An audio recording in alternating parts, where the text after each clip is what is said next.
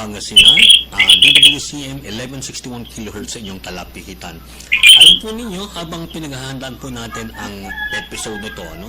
Tayo po ay nasa episode 70 o episode 70, sabi po sa atin sa ating control.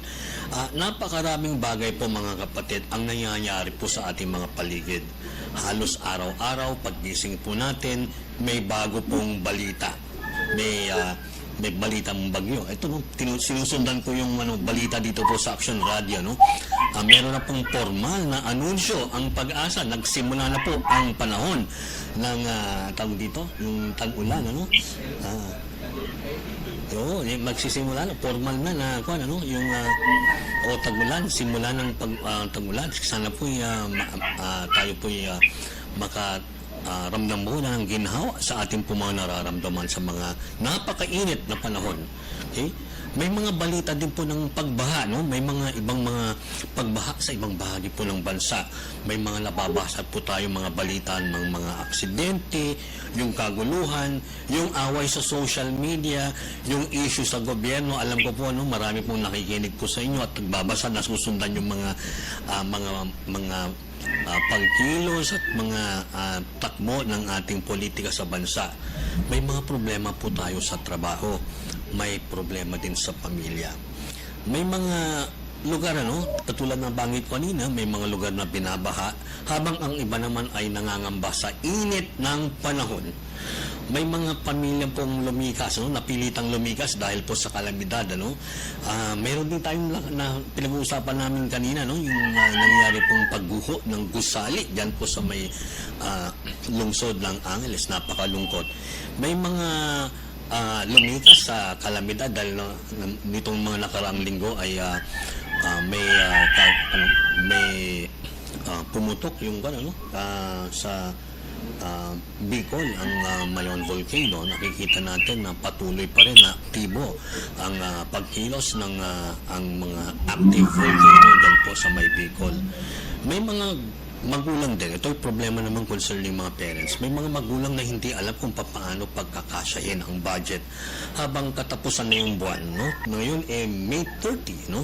So, sweldo na, pero paano kaya natin ibabudget dahil napakaliit ng ang tinatanggap po natin mga sahod sa mga panahon na ito ng kagipitan. May mga kabataan din, nababalitaan tayo na kahit napapalibutan na po ng teknolohiya at informasyon, ay nalilito pa rin kung saan po kukuha ng direksyon sa buhay. Ito po ay naiulat sa mga balita na nabasa ko nung isang araw mula po sa Philippine News Agency. Alam niyo mga kapatid, minsan kung magiging totoo tayo sa ating pong mga sarili, hindi naman lahat ng laban ay nakikita ng ibang tao.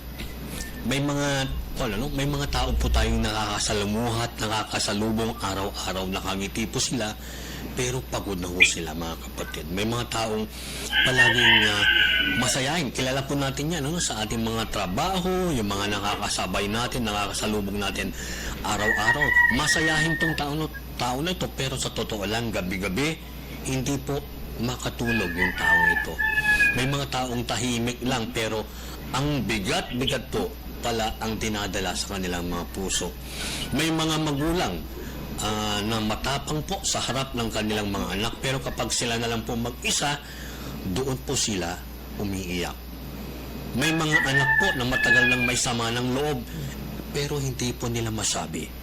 May mga asawa na magkatabi sa higaan, ngunit malayo na ang loob nila sa isa't isa. At siguro may ilan po sa atin na nakikinig ngayon na ganito po ang pakiramdam. Sinasabi nila at iniisip nila, naku, pagod na ako. Hindi ko alam yung ano ang gagawin ko. Parang ang dami ko nang iniisip, parang wala nang katahimikan. Alam po niyo mga kapatid, kung isa po kayo dito, hindi po kayo nag-iisa. Kaya nga napapansin natin pati sa mga eksperto, ayon po sa pag-aaral, pagsusuri ng mga eksperto, ng mga doktor, mga guro, maging ang gobyerno ay paulit-ulit na nagsasalita na tungkol sa lumalaking problema ng anxiety, depression, emotional stress at mga mental health concerns, lalo na sa mga kabataan at mga pamilya. Ito po'y naiulat sa mga iba't ibang mga balita mula sa mga pahayagan katulad po ng Philippine Daily Inquirer. Pero mga kapatid, habang iniisip po natin lahat ng may ito, may isang simpleng bagay na pumasok sa isip ko sa mga sandaling ito. Alam po ninyo, nung araw, kapag may bagyo, brown out o baha, madalas nagtitipon po ang pamilya. Totoo po yan, ano? Pagka wala kaming ilaw noon sa bahay, nandun kami sa mesa, nagitna, napapalibutan namin ng kandila o lampara. Kami po ay nagkwentuhan, nagdarasal, nag-uusap. Ngayon, minsan kahit magkakatabi na po kayo, kanya-kanya pa rin tayong may hawak ng cellphone. Pare-pareho po tayong online, pero marami pa rin ang nakakaramdam po ng pag-iisa. Loneliness. Marami po tayong naririnig, pero kakaunti na lamang ang tunay natin pong pinakikinggan. At dito po, pumapasok ang napakahalagang mga tanong, mga kapatid. Sa dami po ng mga boses na narinig po natin araw-araw, kapatid, may panahon pa ba tayong makinig sa Diyos? Dahil sa totoo lang, napakaingay po ng ating mundo. Minsan pagising na lang po natin, stress na kaagad yung sumasalubong sa atin. May stress tayo sa mga napakinggan natin o dumarating sa atin sa mga mensahe, sa mga notifications sa cellphone natin. May problema, yung babayarin, nag-notify na, mag-due date na ng kuryente, due date na ng internet, due date na ng tubig. May issue na pinag-aawayan ng lahat. Okay? Araw-araw, ang bumubungad sa aking pong mga newsfeed, ito po yung pahayag ni ganitong politiko at sinagot isang politiko. Napakarami. At kung hindi po tayo mag-iingat, mga kapatid, pwedeng mapuno ang isip natin ng takot, galit, inggit, pangamba at pagkalito. Napapansin niyo ba ito, mga kapatid? Kapag puro po negatibo ang balita na pinakikinggan po natin sa isang buong araw, parang ang bigat-bigat ang pakiramdam po. Mabigat po ito sa pakiramdam. Kapag ka po puro reklamo ang naririnig po natin, parang mas nagiging irritable tayo madalas, ano? Kapag puro galit po yung nakikita po natin, parang mas mabilis din po tayong magalit. Bakit kaya? Dahil kung ano po yung madalas po natin napapakinggan, mga kapatid, yun din po ang unti-unting pumupuno sa ating puso. Kaya po, mga kapatid, napakahalaga ang sinabi po ng ating pong Panginoon sa Aklat ng Mga Awit, chapter 119 at verse 105. Madalas ko po itong ginagamit at ibinabahagi po sa inyo. Ito po yung nakasulat, mga kapatid. Ang salita mo ay ilawan sa aking mga paa at liwanag sa aking landas. Napakasimple. Subalit napakalalim. Alam po niyo, mga kapatid, hindi po sinabi ng Diyos na aalisin po niya ang lahat ng ating mga problema. Hindi po niya sinabing mawawala po ang mga bagyo. Hindi po niya sinabing hindi po tayo masasaktan. Hindi niya po niya sinabing hindi na po tayo iiyak. Pero ang sabi niya, magkakaroon po tayo ng ilaw habang naglalakad tayo sa madilim na bahagi ng ating buhay.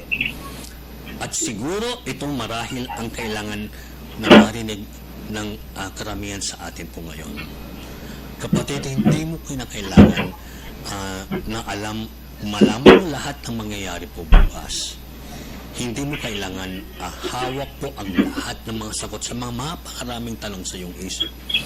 Hindi mo kailangan kontrolado ang lahat ng sitwasyon na nangyayari sa iyong paligid.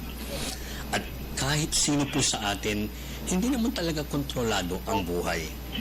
Isang tawag lang maaaring magbago po ang araw mo. Isang mensahe lang maaaring magdala po ng lungkot. Isang diagnosis lang maaaring magpayanig sa buong pamilya. Isang kalamidad lang maaaring magbago ang buhay ng isang komunidad. Katulad ng na bahagi ko kanina, no? Imagine po nyo ang nangyayari sa mga paligid ng Bulkang Mayon, ano? Hindi na nagbalik sa dati yung mga pamumuhay ng mga community na nakatira malapit sa bulkan. So gano'n, no? Ayon po, itong mga balitang ito ay naiulat sa balita, no? Sa Philippine News Agency, sa Philippine Daily Inquirer at iba pang mapahayag. Pero mga kapatid, sa gitna ng lahat ng mga bagay-bagay na hindi po natin kontrolado, may isa pong hindi